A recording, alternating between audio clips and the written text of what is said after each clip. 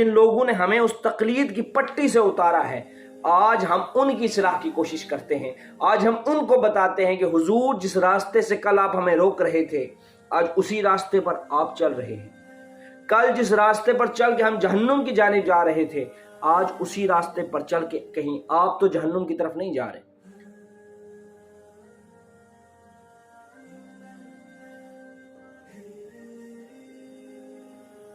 بسم اللہ الرحمن الرحیم۔ السلام علیکم ورحمۃ اللہ وبرکاتہ۔ تعریف اور شکر اس خدا کے لیے جس نے ہمیں پیدا کیا، ہمیں عقل، سمجھ اور بوجھ عطا کی، صحیح اور غلط کی تمیز بخشی، ہدایت اور رہنمائی کے لیے اپنے بہترین بندوں کو بھیجا، اور سلام ہو خدا کے ان نیک بندوں پر جنہوں نے آدم کی اولاد کو آدمیت کی تعلیم دی، بھلے مانسوں کی طرح رہنا سکھایا، انسانی زندگی کے اصل مقصد سے آگاہ کیا، اور وہ اصول انہیں بتائے جن پر چل کر وہ دنیا میں سکھ اور آخرت میں نجات پا سکتے ہیں۔ میرے بھائیوں، میں اکثر کہتا ہوں کہ دعویٰ کرنا بہت آسان ہے۔ کسی بھی چیز کے اندر میں یہ کر سکتا ہوں، میں جان دے سکتا ہوں، میں فلاں کر سکتا ہوں، میں ڈھینگ کر سکتا ہوں، یہ دعوے کرنا بہت آسان ہے۔ لیکن جب انہی دعووں کے اوپر عملی طور پر چلنے کی باری آتی ہے تو وہی لوگ جو سب سے آگے ہو کر نعرے بازی کر رہے ہوتے ہیں، وہی لوگ سب سے آخری صفوں میں منہ چھپاتے ہوئے نظر آتے ہیں۔ میرے بھائیوں، جب ہم چھوٹے بچے تھے، اس وقت سے لے کر آج تک ہم اکثر دیکھتے آئے ہیں کہ ایک ایسا طبقہ ہے جو لوگوں کو قرآن پڑھنے کی طرف مائل کرتا ہے۔ یہ ایک اچھی بات ہے۔ لوگوں کو کہتا ہے قرآن پڑھو، قرآن اللہ نے تمہارے لیے نازل کیا ہے، اس سے ہدایت حاصل کرو، جو یہ کہتا ہے وہ کرو، جس سے روکتا ہے رک جاؤ، یہ قرآن ہے جو تمہارے لیے نجات بنے گا۔ وہی لوگ ہمیں بتایا کرتے تھے کہ بھائی قرآن تمہارے حق میں بھی دلیل ہے اور تمہارے خلاف بھی، جس نے قرآن کو پس پشت ڈالا اس کے خلاف سرکار دو عالم صلی اللہ علیہ وآلہ وسلم روز قیامت گواہی دیں گے، اس کے خلاف سرکار دو عالم صلی اللہ علیہ وآلہ وسلم اس کی شکایت کریں گے۔ میرے بھائیوں، یہ وہی لوگ تھے جنہوں نے ہمیں یہ بتایا کہ تقلید چھوڑ دو۔ میرے بھائیوں، یہ وہی لوگ تھے جنہوں نے ہمیں یہ بتایا کہ تقلید کے راستے پر چل کے آپ جہنم کی سیڑھی پر چڑھیں گے۔ میرے بھائیوں، آج وہی لوگ تقلید کی طرف جاتے ہوئے نظر آ رہے ہیں۔ تو میں نے سوچا کہ جن لوگوں نے ہمیں اس تقلید کی پٹی سے اتارا ہے، آج ہم ان کی اصلاح کی کوشش کرتے ہیں۔ آج ہم ان کو بتاتے ہیں کہ حضور جس راستے سے کل آپ ہمیں روک رہے تھے، آج اسی راستے پر آپ چل رہے ہیں۔ کل جس راستے پر چل کے ہم جہنم کی جانب جا رہے تھے، آج اسی راستے پر چل کے کہیں آپ تو جہنم کی طرف نہیں جا رہے۔ تو اسی تناظر میں ایک ویڈیو لایا ہوں جس کے اوپر میں نے اتنی بڑی تمہید باندھی ہے، اور یہ کلپ ابھی ہم دیکھیں گے۔ اور اس کلپ کے اندر غلام مصطفیٰ ظہیر امن پوری صاحب، جن کا مناظرہ ٹھہرا تھا عمر صدیق کے ساتھ، اور دوسرے ابو یحییٰ نور پوری صاحب، یہ دونوں صاحبان اس ویڈیو کلپ کے اندر موجود ہیں، اور وہ کیا بات کر رہے ہیں آئیں سنتے ہیں۔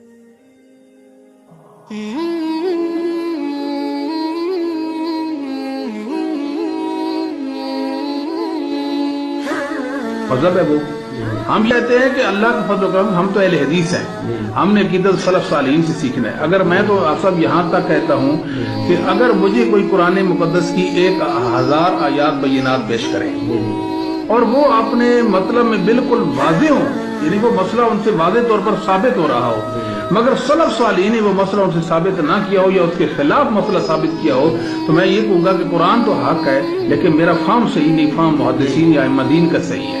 یہ ایک بنیادی خصوصیت ہے اہل حدیث مسئلہ کی، امتیازی حیثیت سے ایک بات ہے اہل حدیث مسئلہ کی، یہ آپ کی طرف سے قرآن جیسے کہ آپ نے سنا کہ مصطفیٰ ظہیر امن پوری صاحب نے اپنے گولڈن کوٹ نقل کیا، کہتے ہیں میں یہاں تک کہتا ہوں کہ قرآن مجید فرقان حمید کی 1000 آیات بینات ہوں، اور وہ اپنے مطالب اور مفاہیم میں بالکل واضح ہوں، اور وہ پڑھتے ساتھ سمجھ آ رہا ہو کہ اللہ سبحانہ و تعالیٰ اس میں کیا کہنا چاہتے ہیں، اور ہمارے سلف ان آیات سے وہ مسئلہ نہ نکالیں جو ان سے نکل رہا ہو، بلکہ اس کے مخالف مسئلہ نکال لیں، تو ہم سلف کے ساتھ چلیں گے۔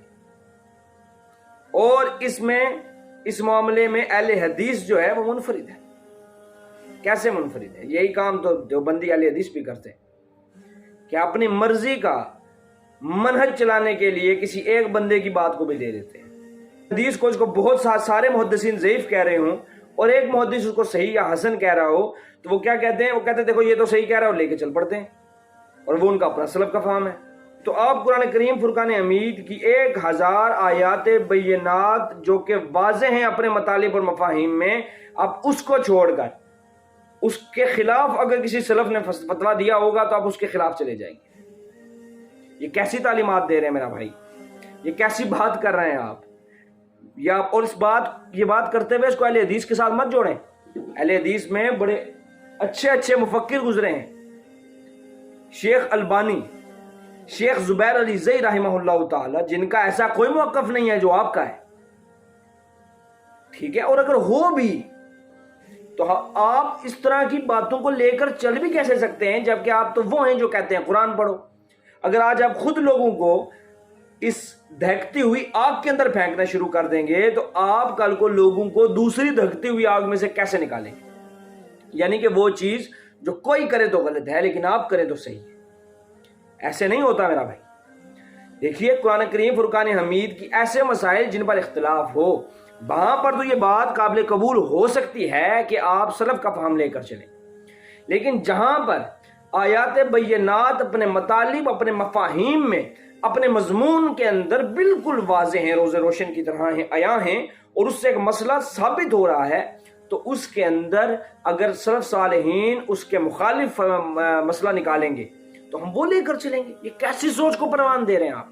تو خدا کا خوف کریں، اور یہ بات کرنا کہ بھئی سلف کا فہم لے کر چلتے ہیں ہم، سلف کا فہم اچھی بات ہے، ہم بھی میں اگر اپنی ذات کی بات کروں تو میں اپنی ذات سے کوئی بات نہیں کہتا، میں انہی محدثین سے، انہی ائمہ مفسرین سے، صحابہ کرام رضوان اللہ اجمعین کی زندگی سے، میں تو وہیں سے سیکھتا ہوں۔ میری بیشتر جگہوں پر میری مخالفت کی ہی اسی وجہ سے جاتی ہے کہ میں ان کا ساتھ نہیں دیتا، میں وہ بات کرتا ہوں جو محدثین کرتے ہیں، میں وہ بات کرتا ہوں جو مورخین کرتے ہیں، میں وہ بات کرتا ہوں جو مفسرین کرتے ہیں، جو تابعین عظام کرتے ہیں، جو صحابہ کرام کرتے ہیں۔ تو میرے بھائی اس طرح کی بات کرنے سے پہلے 100 بار سوچنا چاہیے کہ ہم عوام کو کون سی ٹرک کی بتی کے پیچھے لگانا چاہتے ہیں، کہ لوگ تقلید تو کریں لیکن اس بندے کی جس بندے کی ہم چاہتے ہیں، اس بندے کی نہ کریں جس کی کوئی اور چاہتا ہے۔ تو میرے بھائی تقلید ہوتی ہے، چاہے یوں کرو چاہے وہ کرو۔ اور بھائی یہ جو آپ بات کر رہے ہو کہ 1000 آیت ایک طرف ہو اور سلف کا فہم ایک طرف ہو، کیا یہ بات کسی سلف سے ثابت ہے؟ آپ تو کہہ رہے ہو کہ ہم خود سے کوئی بات نہیں کرتے، تو یہ جو قلیہ آپ نکال رہے ہو یہ کون سے سلف کا فہم ہے؟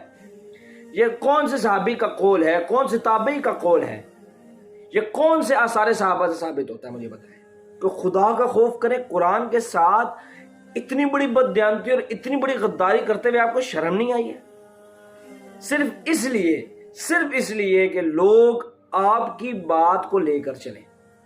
سوچیں نا، فری تھنکرز نہ بنیں، قرآن کے اوپر تدبر اور تفکر نہ کریں، جبکہ قرآن بار بار کہتا ہے کہ کیا یہ لوگ غور نہیں کرتے؟